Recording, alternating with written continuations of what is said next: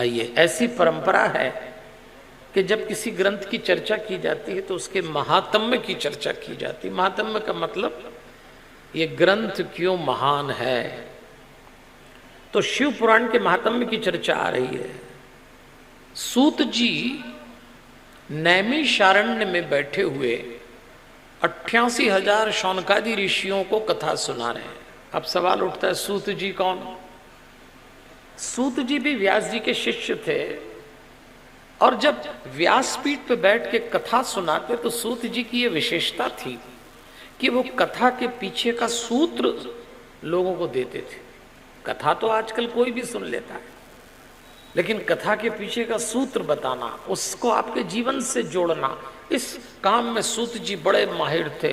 तो नैमिषारण्य में साधु संत इकट्ठे हुए और उन्होंने सूत जी से 5 प्रश्न पूछे। उन प्रश्नों के उत्तर में ये शिव पुराण की कथा तैयार हो गई।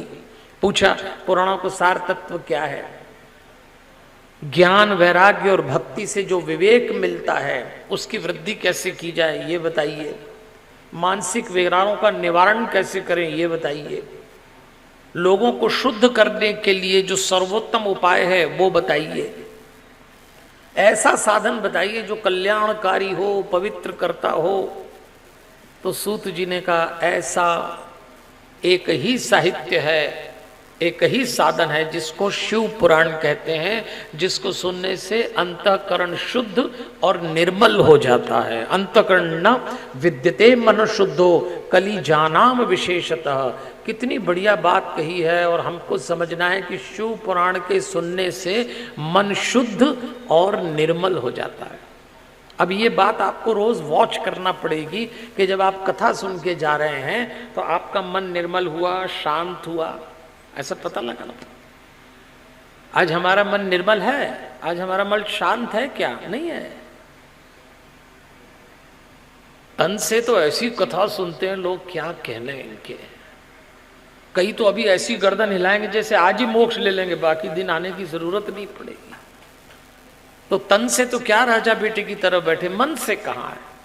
देखिए, मैं कोई बात मन से भी नहीं कहूंगा।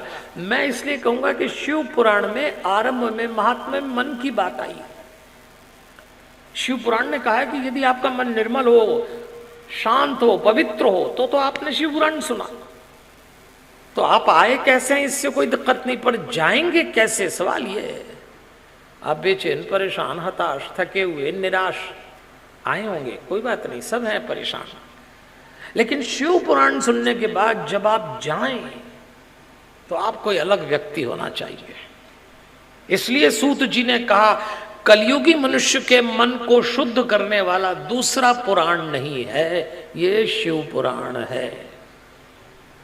तो ये एक मापदंड हो गया कि आप यहां जो कथा सुनने आ रहे हैं, परेशान तो सभी हैं, देखो आप, कोई किसी से कहता नहीं है। हाँ, अपन सब एक्टिंग करने में इतने माहिर हैं देवियों और सज्जनों कि ऐसा दिखाते हैं जैसे हमारा बहुत अच्छा चल रहा है। कभी कभी तो दूसरों को खुश देखकर अपने को ऐसा लगता है इनका बड़ा अच्छा चल रहा है, अपनी बड़ी दिक्कत चल रही। किसी का अच्छा नहीं चल रहा, सभी तवे पे बैठे हैं, मैं बता रहा हूँ आपको, सभी। पर ये तो एक्टिंग करके ऐसे बताते हैं सब अच्छा है। अरे कोई अच्छा चल रहा है, परेशान है तो है ना वो मालिक। आप भाग्य से शिव पुराण सुनने आए हैं तो हमारे मन की उथल पुथल, अशांति, अशुद्धता बदलना चाहिए। मन बहुत कुटिल है, उसको निर्मल होना ही पड़ेगा। और यही इस शिव पुराण की विशेषता है, यही प्रसाद है। तो अब किस्सा आता है, देवराज और चंचुला का प्रसंग आएगा। आगे देखिए, महात्मा का मतलब ये ग्रंथ क्यों महान है। तो अभी हम सुनते हैं, देवराज नाम का एक किरात था, रस बेचने का काम करता। उसका लगाव एक भावती नाम की वैश्या से हो गया, तो अपने घर ले आया, रहने लगा, पति पत्नी जैसे रहने लगे।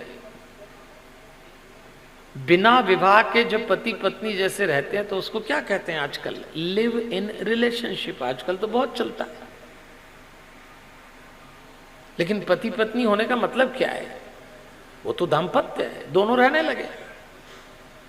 तो शिव पुराण ने बताया कि दोनों रहते कैसे थे। आसने शयने पाने भोजने क्रीड़ने तथा, दोनों को एक ही काम, बस आसन शयन पान भोजन क्रीड़ा, बस स्त्री पुरुष ने परस्पर समय इसी में बिता दिया। खाते पीते विलास करते और कोई काम नहीं, बैठे हैं, उठे फिर सो गए, फिर खा पी लिया, फिर भोग विलास कर लिया। तो क्या ये जीवन है? ये प्रसंग क्यों आ रहा है शिव पुराण में? इसीलिए आ रहा है कि शिव पुराण मैंने कहा ना ये परिवार का ग्रंथ है, और परिवार के दाम्पत्य जीवन का आधार सबसे महत्वपूर्ण रिश्ता होता है पति पत्नी का। इसके आसपास सारे रिश्ते चलते हैं। यही कभी माता पिता हो जाते हैं, बाद में यही कभी संतान थे, कभी ये संतान है तो पति पत्नी बन जाएंगे। तो शिव पुराण ने पूछा है कि पति पत्नी का दाम्पत्य दिनचर्या कैसी होना चाहिए। यहां ये बात निकल के आई है, कैसा दाम्पत्य होना चाहिए। अगर ऐसा है तो भोग विलास में एक दिन वो मर गया, किरात मर गया तो उसको ले गए, बुखार आया उसको, उसने कथा सुनी। शिव पुराण की कथा जब बुखार में सुनी तो उसको मरने के पश्चात कैलाश ले गए। संक्षेप में सुना रहा हूं कथा, जब आपको पढ़ना हो तो शिव पुराण पढ़िए। सारा जीवन भोग विलास किया, पर जब शिव पुराण सुना तो उसको लगा कि मैंने अपना जीवन जो है व्यर्थ कर दिया है। और शिव पुराण सुनने के बाद उसको जो जागृति हुई तो शिव के दूत उसको ले गए कैलाश, तो कैलाश पहुंच गया। देवियों और सज्जनों, थोड़ी सी इस कथा में अपन आगे चलते हैं तो अपने को विचार आएगा। सोचने वाली बात यह है कि हमारी दिनचर्या हमारी गृहस्थी में कैसी होना चाहिए। और पति पत्नी की बात आई, इसलिए आजकल पति पत्नी जब लोग बन जाते हैं तो वो ये भूल जाते हैं कि उनका सबसे बड़ा दायित्व है संतान पैदा करके उस वंश को आगे बढ़ाना जो आपके अंश से है। लेकिन अगर भोग विलास ही उद्देश्य है तो असर संतानों पे भी पड़ेगा। इसलिए आप ध्यान रखना, अगर आप पति पत्नी हैं तो अपने दाम्पत्य में आपकी एक एक गतिविधि बीज की तरह है।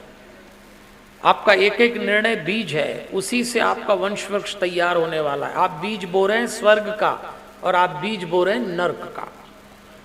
इसलिए पति पत्नी होते टाइम बहुत सावधान रहना। इस रिश्ते में नैराश्य नहीं उतरना चाहिए। इसमें एक दूसरे की निंदा न करें, एक दूसरे का मान करें, एक दूसरे की रुचि को संयुक्त रूप से जिएं। इस रिश्ते का मतभेद पूरे परिवार को प्रभावित करता है, ऐसा शिव पुराण समझाता है। आप लोगों के तो काम की बात है नहीं, क्योंकि यहाँ जो पति पत्नी दिख रहे हैं कितने बढ़िया दिख रहे हैं, आपको तो कोई टेंशन ही नहीं। लेकिन शिव पुराण कह रहा है दूसरे पति पत्नियों ने भोग विलास क्रीड़ा कलह में जो परिणाम दिए वो बच्चों पे आते हैं। अब देखिए, धन्य शिव पुराणस्य कथा परम पावनी यस्या श्रवण मात्रेण पापयानापि मुक्ति भाग, ऐसा श्लोक आया है। धन्य है शिव पुराण की कथा। अब इस महात्मा में एक और कथा आती है। ये कथाएं बता रही है कि शिव पुराण क्यों महत्वपूर्ण है। उसके बाद तो अपन पुराण में चलेंगे, पर महात्मा में ये बता रहे हैं कि एक बिंदुक नाम का व्यक्ति था, वाशकल गांव में रहता था। उसका विवाह चंचुला नाम की स्त्री से हुआ। अब देखो, फिर एक पति पत्नी की कथा आ रही है। अपने घर में स्त्री ले आया, लेकिन अन्य स्त्रियों से संबंध बनाए रखे उसने, बिंदुक ने। बड़ा धैर्य रखा चंचुला ने, पर एक दिन चंचुला का भी धैर्य छूट गया। बिंदुक मर गया। विलासी था। विलासी व्यक्ति का शरीर बहुत दिन साथ नहीं देता। ये बात और सोचने की। इस शरीर का दुरुपयोग जितना करोगे, एक दिन पलट के ये कीमत वसूलता है। और कीमत वसूलने के लिए बुढ़ापे का रास्ता नहीं देखेगा, भरी जवानी में ही आपको ऐसी स्थिति में ला देगा ये शरीर। वो तो चला गया। उसकी पत्नी भी आचरण से गिर गई। पति के जाने के बाद तो और भ्रष्ट हो गई। एक दिन जब उसकी उम्र बढ़ी, शरीर में दोष आए भोग विलास के कारण, तो चंचुला कहीं से जा रही थी तो किसी मंदिर में शिव पुराण की कथा हो रही, जैसे हम कर रहे हैं। तो शिव पुराण के कुछ बोल चंचुला के कान में पड़े। शरीर दोष से परेशान थी, अपराध बोध से ग्रस्त थी। शिव पुराण की कथा सुनी और जो कथा सुना रहे थे उनको गुरु भाव से कहा कि आपके मुंह से मैंने कथा सुनी तो मुझे थोड़ी शांति प्रदान हुई है। आप मेरे गुरु हैं, आप मुझे बताइए मुझे क्या करना चाहिए। जो कथा व्यास थे उन्होंने गुरु रूप में उसको शिव पुराण ठीक से सुनाया और शिव जी का मंत्र दिया कि तू ये मंत्र जप तो इससे तू शांत हो जाएगी। देखिए आप, दो बातें जीवन में अशांत मन को शांत करती, एक सत्संग, दूसरा गुरु की उपस्थिति जीवन में। कोई तो गुरु चाहिए। अगर आप बहुत अशांत हो तो गुरु को जीवन में लाएं। अब गुरु की बात आगे भी विस्तार से करेंगे। अभी तो चंचुला को गुरु रूप में कृपा हो गई। लोग गुरु क्यों नहीं बना पाते? सिर्फ इसीलिए कि गुरु जब जीवन में आता है तो आपके अहंकार को चोट पहुंचाता है। गुरु के सामने मनुष्य के रूप में आपको झुकना पड़ता है और झुकना कोई चाहता नहीं है, अहंकार को चोट पड़ती है, इसी लोग गुरु नहीं बनाते। लोग कहते हैं हम तो शास्त्र पढ़ लेंगे, हम तो हमारा कर ना ना ना, कोई चाहिए गुरु। सारे इशारे किताबों से नहीं मिलते। चंचुला ने देह त्यागी पर शिव पुराण सुना तो शिवलोक पहुंची। उसको जब शिवलोक पहुंची तो उसने दर्शन किए। शिवलोक में गणेश जी दिखे, भृंगी दिखे, नंदीश्वर दिखे, वीरभद्रेश्वर दिखे, पार्वती जी की, और उन्होंने पार्वती जी के साथ पंचमुखी शिव के दर्शन किए। देखो शिव पुराण में भगवान शंकर का सबसे पहला दर्शन है पंचमुखी। पांचमुखी दर्शन क्यों कराए होंगे ग्रंथकार ने, क्यों दिए होंगे? शिव में पांच मुख शिव के पांच बातों के प्रतीक है, सुख, शांति, स्वास्थ्य, समृद्धि और परिवार। ये पांच मुख पांच बातों के प्रतीक है और यही पांच बातें हमको चाहिए। हम सब क्या चाहते हैं? सुख। कौन सुख नहीं चाहता? पंचमुखी शिव हमको क्या दे रहे हैं? सुख देंगे। अपन सब सुख की तलाश में देवी और सज्जन, और सुख की तलाश तो इतनी बढ़ जाती है कि कथा में बैठे बैठे भी सुख की इच्छा होती है। पंखे के नीचे बैठ जाएं, कल अपने साइड में लगवा लेंगे, कल कुर्सी पे। यहां तक सुख चल रहा है, यहां तक सुख चल रहा है। दुख तो कोई चाहता नहीं है। अच्छा, मजेदार बात यह, सारी दुनिया सुख की तलाश में है, लेकिन आप भूल गए दुनिया का ऐसा कोई सुख बना ही नहीं जो बिना दुख के आया हो। आप एक सुख बुलाते हैं, उसके पीछे उसका दुख आता ही, सिक्के का दूसरा पहलू। फिर आती है शांति। शिव जी के पांच मुख के प्रतीक की बात चल रही है। फिर आती है शांति। और देवियों और सज्जनों, सुख तो खूब मिल जाएगा, शांति कहां से लाएंगे? सुख तो ठेले पे मिलता है, जाओ खरीद लो, दुकानों में मिलता है। कम पड़ रहे थे तो मॉल बन गए आजकल। सुख की क्या दिक्कत है? बैंकों में लोन में मिलता है, जाइए ले लीजिए। थोड़ा समझदार हो तो चुकाना भी नहीं पड़ता, वो घूमता रहेगा बैंक वाला तुम्हारे पीछे, लेके भग जाना। सुख, सुख की क्या कमी है? लेकिन शांति कहां से लाएंगे? ये शांति किसी तिजोरी से नहीं निकलती, ये किसी स्कूल कॉलेज से भी नहीं आती, ये किसी कॉर्पोरेट की सैलरी से भी नहीं आती। शांति आपको खुद अपने भीतर अर्जित करना है। ये 7 दिन आपको अपने ही भीतर मुड़ के स्वयं को जाने। आज पहले दिन का सूत्र है, जो स्वयं को जानता है वो ही शांत हो सकता है।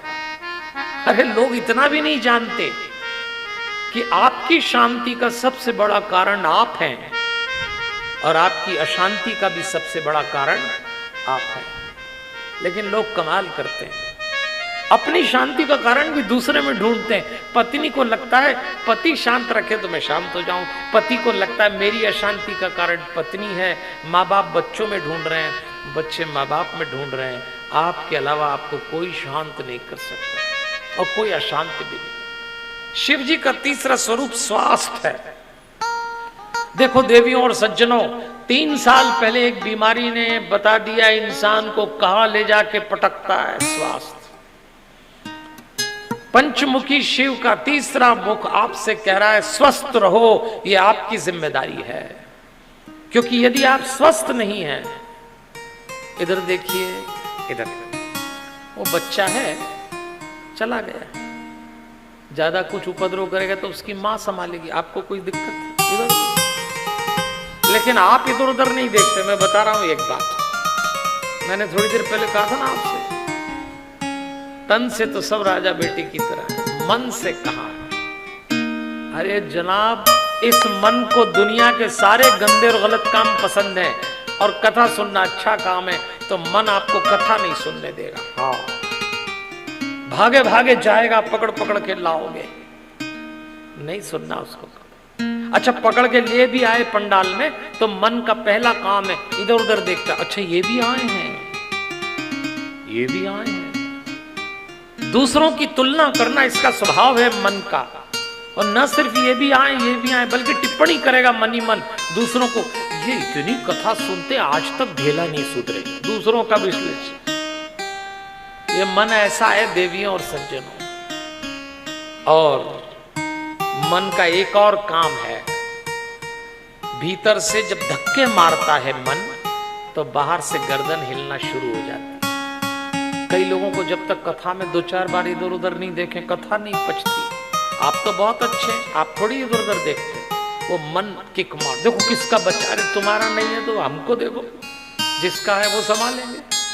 लेकिन आप नहीं देखते, आपका मन आपको कथा नहीं सुनने देगा, हमारी क्या दिक्कत है। तो मैं आपको बता रहा था, सुख, शांति और स्वास्थ्य। स्वास्थ्य संभालना आपका काम है। और बीमारी की सबसे बड़ी दिक्कत यह है कि जिस दिन आप बीमार होंगे आपके शरीर की तकलीफ कोई नहीं बांट पाएगा, दूसरा सेवा कर देगा, लेकिन जो तकलीफ होगी वो तो आप ही को भुगतना है। कोई कह सकता है लाओ तुम्हारा दर्द मैं ले लूं, ये तो सिनेमा के गानों में ही होता है कि तेरा दर्द मेरा दर्द। अरे आजकल तो मेरा दर्द भी तेरा दर्द, लो मरो तुम भी हम भी मरो। हाँ, ताली बजाना है तो बजा लो आप। जिस दिन बीमार होंगे सेवा सब कर देंगे पर तकलीफ अकेले आपको भुगतना होगी, इसलिए स्वस्थ रहो। शिव पुराण में शिव जी का पहला स्वरूप पंचमुखी आया और संदेश दे रहा है स्वस्थ रहो। और खास तौर पे आजकल फिजिकल हेल्थ की प्रॉब्लम नहीं है, ये तो मेंटेन कर लोगे, जिम विम जाके आसन करके ये वो करके फिजिकल फिट हो गए। बड़ी तकलीफ तो मेंटल हेल्थ है, मानसिक रोग। और कोविड के बाद तो एक से एक बीमारियां आई है। आजकल एक बीमारी बहुत चली है देवी और सच्चों, आप में से तो किसी को नहीं होगी पर मैं बता देता हूं, अगर हो तो ध्यान रखना। किसी से पूछोगे आपका क्या चल रहा है, पता नहीं, कुछ अच्छा नहीं लग रहा, अब ये नई बीमारी आई, पता नहीं कुछ अच्छा नहीं लग रहा। अरे भाई क्या अच्छा नहीं लग रहा, पता नहीं, बस कुछ अच्छा नहीं लग रहा। अरे तो भाई बताओ तो सही, बस पता नहीं कुछ अच्छा नहीं लग रहा। जिनको अंग्रेजी आती है वो इसको बोलते हैं मूड खराब। सुबह से बैठे पता नहीं कुछ अच्छा नहीं लग रहा, अब ये नई बीमारी आई। अच्छा, कुछ लोग पता नहीं कुछ अच्छा नहीं लग रहा, पता नहीं कुछ अच्छा नहीं लग रहा, ऐसे कहते कहते डॉक्टर के पास चले जाते हैं। और वो डॉक्टर भी पूछता है भाई आपका क्या है, बताइए क्या दिक्कत है। पता नहीं डॉक्टर साहब कुछ अच्छा नहीं लग रहा। और वो भी परेशान हो जाता, बेचारे ने 10 साल मेडिकल कॉलेज की किताबों में कभी ये बीमारी नहीं पढ़ी, वो पन्ने पलटा, ये कौन सी बीमारी आई, पता नहीं कुछ अच्छा नहीं लग रहा। 5 बार यदि आप डॉक्टर को विजिट करेंगे, पता नहीं कुछ अच्छा नहीं लग रहा, पता नहीं कुछ अच्छा नहीं लग रहा, तो 6वीं बार डॉक्टर आपसे कहेगा भैया तुम तो आया ही मत करो, क्योंकि तुम्हारे जाने के बाद मेरे को पता नहीं कुछ अच्छा नहीं, वही निपट गया बेचारा, वो इलाज करने वाला खुद ही बीमार हो गया। ये उन लोगों को बीमारी चमक गई जो घर में 2 वक्त दियावती करते हैं। ये बीमारी उन लोगों को हो गई, मन की बीमारी कहते हैं, जिन्होंने तिलक लगाए, चोटी रखी, मंदिर गए, उपवास किए, व्रत किया, जप किया, तप किया, जिसको भगत कहते हैं। इस देश में जो लोग परेशान है, सबसे ज्यादा परेशानी है भगत नाम की जाति, ये सबसे टेंशन में मिले। हाँ, कथा भी सुन लेंगे, पूजा भी कर लेंगे, कोई व्रत नहीं छोड़े, कोई बाबा नहीं बचेगा जिसको नहीं निपटाया हो सुनने में। लेकिन खोपड़ी फिर भी पूछो क्या चल रहा, पता नहीं कुछ अच्छा नहीं चल रहा। अरे भाई,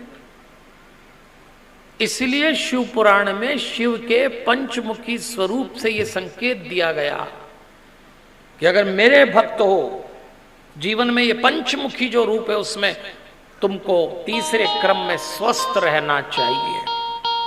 चौथा समृद्धि का है। समृद्ध तो रहना है, अपने परिश्रम ईमानदारी से खूब धन कमाना। कोई नहीं कहता कि पैसा मत कमाना। अगर कोई आपसे ये कह रहा है अरे ये धन वगैरह सब माया है, वो आपको बेवकूफ बना रहा है। सबकी खोपड़ी में एक ही चीज चलती है, पैसा। तो कोई बात नहीं, समृद्ध होना चाहिए। धन दौलत वैभव संपत्ति हमारा अधिकार है, लेकिन ईमानदारी और परिश्रम से। और पांचवी बात, शिव के पंचमुखी स्वरूप से परिवार। भगवान शंकर का स्वयं का बड़ा परिवार है, और वो कहते हैं परिवार में रहो, परिवार तोड़ो मत। परिवार वैकुंठ है। भगवान को परिवार बहुत पसंद है। भगवान कभी नहीं कहता सब छोड़ के जंगल में जाके आश्रम बना के साधु बन जाना। भगवान कहता है मैं तुम्हें यहीं मिल जाऊंगा, इसी में मिल जाऊंगा। अब चंचुला भी ऊपर पहुंची, पार्वती जी ने उसको अपनी सखी बना लिया। पार्वती जी ने अपने पति से पूछा कि मैं इसको सखी बना रही हूं, लेकिन इसके पति ने दुराचरण किया, ये भी अपना धैर्य नहीं रख पाई, तो पुरुष ऐसा क्यों करता है कि जब एक स्त्री को पत्नी बनाता है तो अपना अधिकार क्यों जताता है, प्रेम से क्यों नहीं रहता। देखो आप, भगवान शंकर बहुत अच्छा समझाते हैं। जब रिश्ता केवल शरीर पर टिकेगा पति पत्नी का, तो मतभेद भी होंगे, विलास भी होगा, भोग भी होगा और कलह भी होगा। इस रिश्ते का आरंभ देह से होता है, लेकिन यह रिश्ता आत्मा पे समाप्त होना चाहिए। मैं शिव पुराण की कथा में देवियों और सज्जनों पहले दिन जो स्वयं की बात कर रहा हूं कि स्वयं को जाने, तो आप जानते हैं आप कौन हैं? ना आप स्त्री है ना पुरुष हैं। आपका जो नाम है वो तो संसार ने दिया है, आपकी जो पहचान है वो तो आपने बना ली। आप हैं क्या? हम आत्मा हैं अभी इस शरीर में, इसको कहते हैं स्वयं। तो जिस दिन ये रिश्ता शरीर से आगे जाके आत्मा तक पहुंचता है, शिव जी कहते हैं देवी पार्वती, उस दिन ये दिव्य हो जाता है। और अपनी आत्मा और दूसरे की आत्मा पे जाने के लिए सबसे पहला काम करना पड़ता है, अपना अहंकार गिराना पड़ता है। अगर आप अहंकार से मुक्त नहीं है तो अपने भीतर मुड़ के अपनी आत्मा तक नहीं जाते, क्योंकि अहंकारी आपको दूसरों के सामने झुकने से रोकता है। और भगवान शंकर तो कहते हैं कि जो अपने मैं को गिरा ले, बस मैं उसका हो जाता हूं। क्योंकि जो मेरे सामने झुकता है उसको लोग पसंद करते हैं, और जो लोगों के सामने झुकता है उसको मैं पसंद करता हूं। इसलिए अहंकार छोड़िए तो आत्मा की ओर जाएंगे, आत्मा की ओर जाएंगे तो स्वयं को जानेंगे। और शिव जी ने कहा ये रिश्ता शरीर पर टिकता है, इसलिए इस रिश्ते में सब कुछ ऊट पटांग हो जाता है। तो भगवान ने कहा कि मैंने सबको, खासतौर पे मनुष्य को ये अवसर दिया है कि वो अपनी आत्मा तक जा सकता है, जानवर को ये अवसर नहीं है। ये कथा आप आत्मा तक जाने के लिए सुन रहे हैं। इस कथा में 7 दिन में प्रतिदिन आपको एक सूत्र मिलेगा और वो आप अपने जीवन से जोड़ते चलिएगा। अब चंचुला ने पार्वती जी से पूछा कि मैंने तो शिव पुराण सुना, तो मुक्ति हो गई, आपके दर्शन हो गए, पर मेरा पति देवराज वो कहाँ होगा? अरे पार्वती ने कहा उसने तुझे कभी पूछा भी नहीं और अभी भी तू रट रही है। बस यही तो हमारे भारतीय के दाम्पत्य का है, विशेषता है। वो अभी भी चाहती है कि मेरा पति जैसा भी था उससे दुर्गुण उसने अपना लिए, उससे दोष हुआ, पर अब मैं उसको भी मुक्त करना चाहती हूँ, क्योंकि मुझे केवल अकेले मुक्ति नहीं चाहिए। ये रिश्ता बड़ा संयुक्त है देवियों और सज्जनों।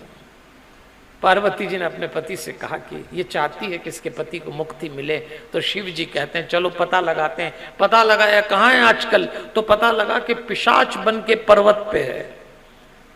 तो उन्होंने तुम्बरू और नारद जी को भेजा कि उसको कथा सुनाओ और उसको मुक्ति दिलाओ। और उसको मुक्ति दिलाया तो भगवान शंकर ने उसको अपना दास बना लिया, चंचुला को अपनी सेविका बना ली। देखो दोनों को भगवान ने निकटता प्रदान की, इसको कहते हैं सानिध्य। जब आप भगवान से जुड़ते हैं तो भगवान अपने सानिध्य में रखता। आज जैसे आप कथा से जुड़े हैं तो आप महसूस करना, ऐसा लगेगा कहीं भगवान स्पर्श कर रहा है।